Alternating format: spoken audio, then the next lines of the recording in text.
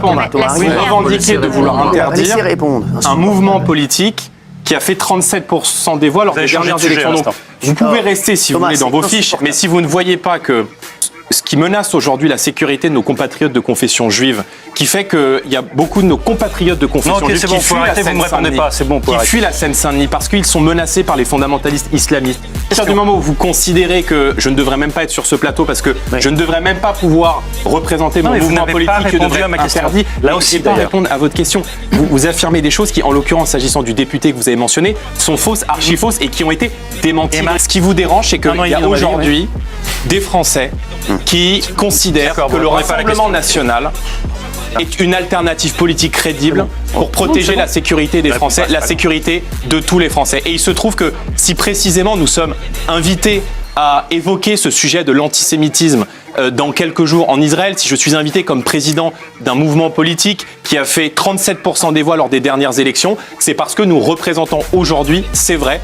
un mouvement politique qui a vocation à protéger les Français et que peut-être, ne vous en déplaise, il y a des gens dans notre pays qui sont d'accord avec notre discours. Et quand je vois le discours qui est tenu par vos amis de la France Insoumise qui, depuis le 7 octobre, justifie les atrocités du Hamas, considère que le Hamas n'est pas une organisation terroriste mais un mouvement de résistance, je me dis peut-être qu'on vit dans deux mondes différents, mais la différence, c'est que lui, il veut vous interdire de vous exprimer et que nous, avec les gens de gauche, on ne veut pas les interdire de s'exprimer. Si vous voulez, vous pouvez interdire qui vous voulez. La différence entre vous et moi, c'est que moi, j'ai été élu.